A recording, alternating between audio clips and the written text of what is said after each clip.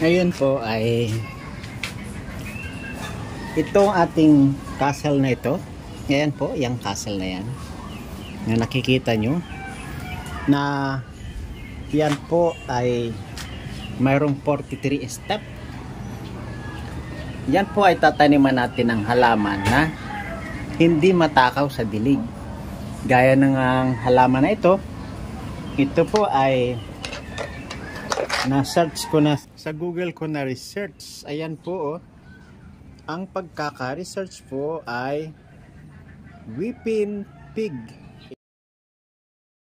indoor plant. Yan, yung halaman po natin na ito. At dito po natin yan itatanim sa part na ito. Kasi ito po ay kahit walang tubig na marami, dahil ang pinagtaniman nga po sa kanya ayan po, oh, yung putol na mineral water, yan ko po yan itinanim.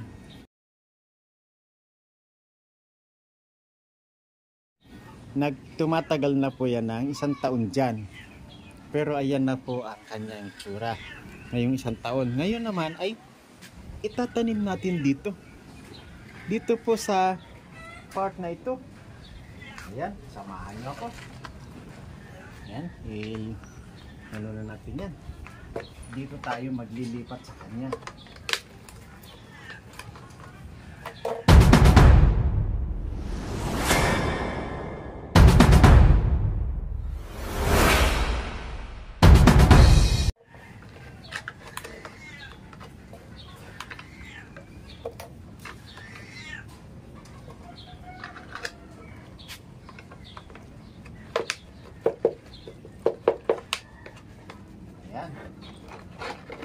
Pulot na po natin siya. Yun. Ito na po. Ito natin siya ililipat ngayon. At ito ay papaayon doon.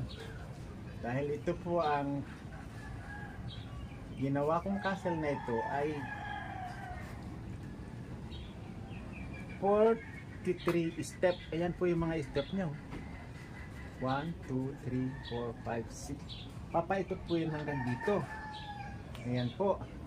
Sa next vlog po natin ay ibabay color natin yan. Ibabay color po natin yan sa next vlog para makita nyo yung mga step. Pero ngayon po ay magtatanim muna tayo. Napakaganda na pala, oh. Ayan, oh. Weeping pigs. Ang pangalan po nito ay weeping pigs indoor plant. Ayan. Dito po natin siya ilalagay.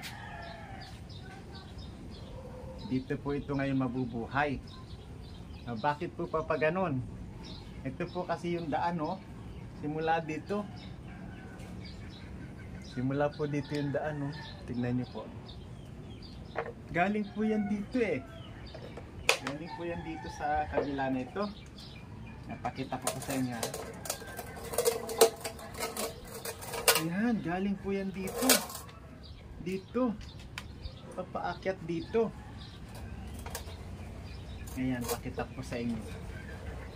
Ayan, oh. Ito po yung mga step. Ito. Nakikita nyo po ba? Ayan po, oh. Ito po yung mga step, oh. Ayan, papunta rito. Ayan. Ito, papunta rito. Pagdating po dito sa may stone na malaki na to, ay hindi dumiretso dun. Dahil dito po mas mababa. Ito, pumunta po rito. Ayan, umakyat po dyan. Paakyat po doon. At pagdating po dito ay walang step, pumantay po dyan. Dito naman po ay susuot dito sa ating weeping pigs na indoor plant.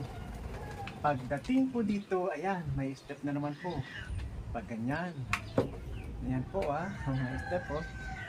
Tignan po muna natin ang video natin kung maganda ba o malabo. Tingnan muna natin. Babalik si Kahima. A few inches later. Ngayon po ay tuloy na natin ang pagtatanim. Ito pong weeping pig na halaman na ito na indoor plant ay tuloy na natin ang pagtatanim para mamaya po hanggang bago lumubog ang araw ay naitanim na natin ito. Ito po ay may mga ugat. Marami po itong ugat. Ayan o. Nabubuhay po yan at gumagapang yung mga ugat na yan. Anytime na ilagay mo yan dyan at buhay yung puno doon sa loob, yan po ay gumagapang. Kusa pong bumababa yan sa lupa at naghahanap ng magagapangan. Kaya ito, tara, tuloy na natin ang pagtatanim nito. Ayan, lagyan na natin ng mga uling, lumang-lumang uling. Ito po, lumang-lumang uling yan. Gustong-gusto niya po yan. Kasi sa uling ko nga po siya itinanim. Ito kung mapapansin niyo, halos puro uling. Puro uling po siya. At may kasama pa siyang mga ibang plant na gumagapang din. Pero isasama ko pa rin sa kanya dito. Para yan na po yung kasama niya noong nandun siya. Nandito. Sama ko na lang po sa kanya dito. Yan. Ayan. Sama ko na sa kanya dyan. Yan. Pupunain ko to ng uling. Yan. Yan po ah.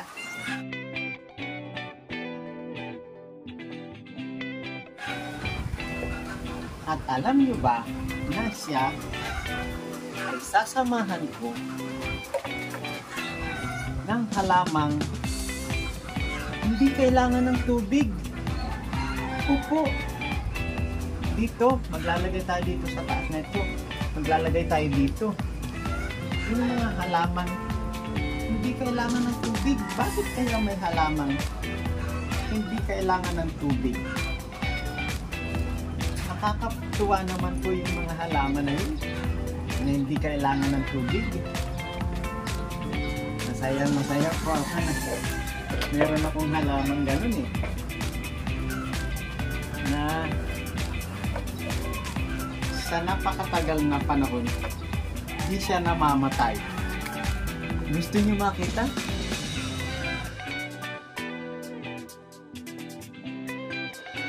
Gusto niyo makita yung halaman ko na hindi niya kailangan ng tubig?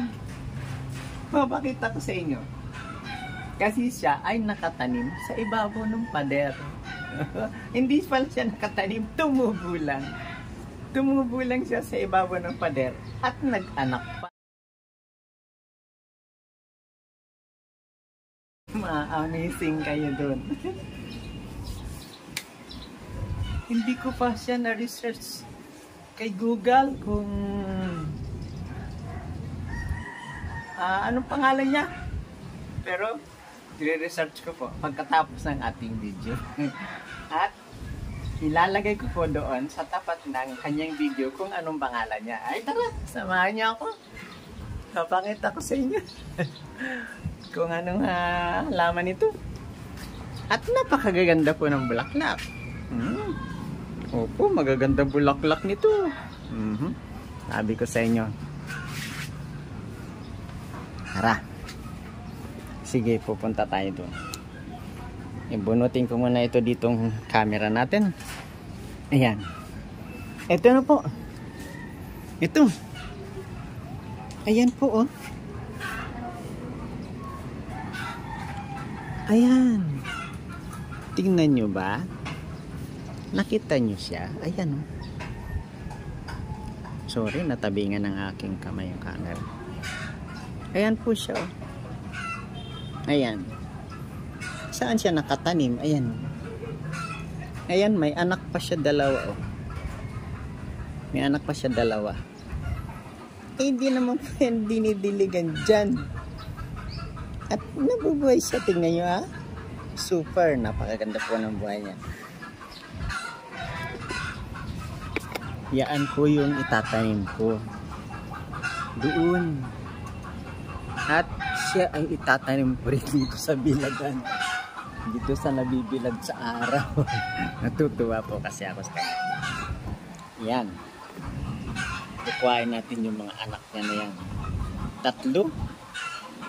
At alam nyo ba na may kamag-anak siya nandito. Madami sila.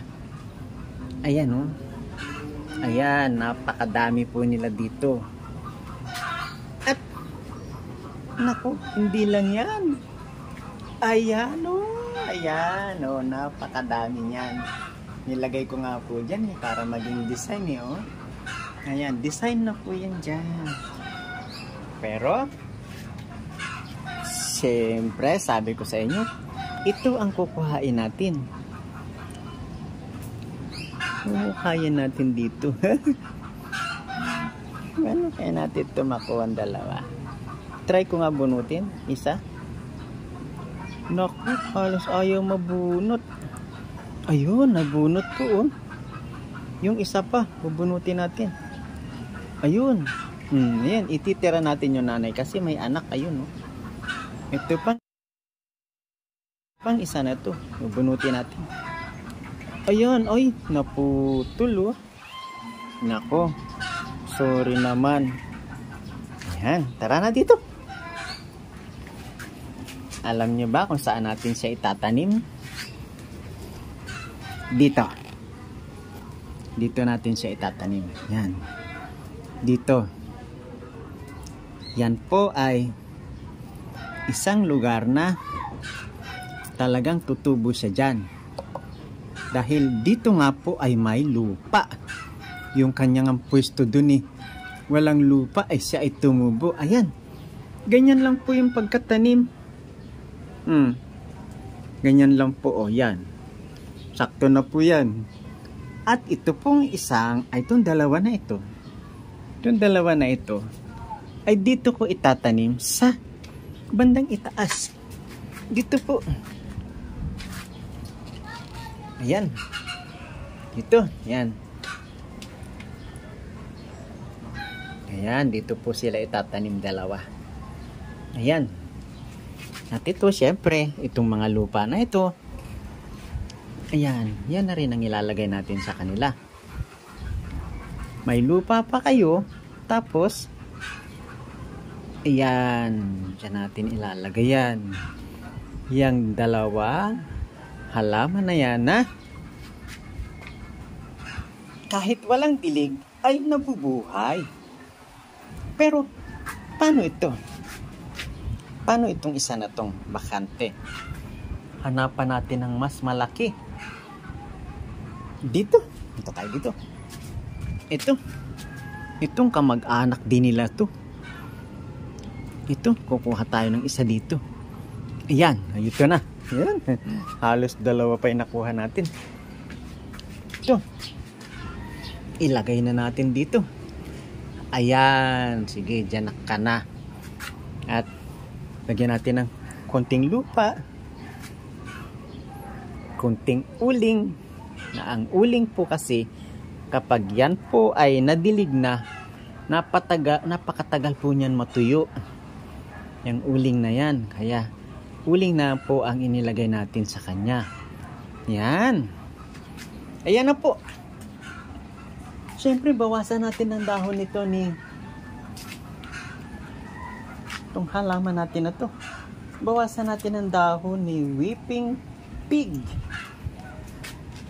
Bawasan na natin ang dahon ni weeping pig. Ayan o. Ayan. Ayan. Itong mahaba na to, siguro putulan na natin to. Weeping pig, putulan na natin to. Ayan. Ayan. Ngayon po ay nakagawa na tayo ng isa nating project. At ito po ay part 1 sa kanyang video. Tatapusin na natin ang video siyempre. At lahat po ng aming mga subscriber mula sa Kapwang Wakiwa, mula sa Ka-Business Official, at ang aming mga nasa OFW na mga subscriber, salamat ng marami sa inyo. Dikit dalaw, at saka yakap. Ay, yan po ang gagawin natin. Dahil sa, siyempre, daan po tayo laging nakasubaybay. Yung mga hindi po nasubaybayan dahil si Kahimas po ay naghihimas,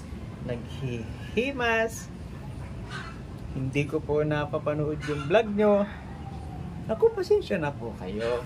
Papanoorin ko na lang po doon sa mga live nyo, ha? Pasensya na po kayo. Hindi ako nakakapag-update. Naghihimas po si Kahimas. Ayan. Salamat marami. Bye-bye po. God bless you. God bless you all. Bye-bye.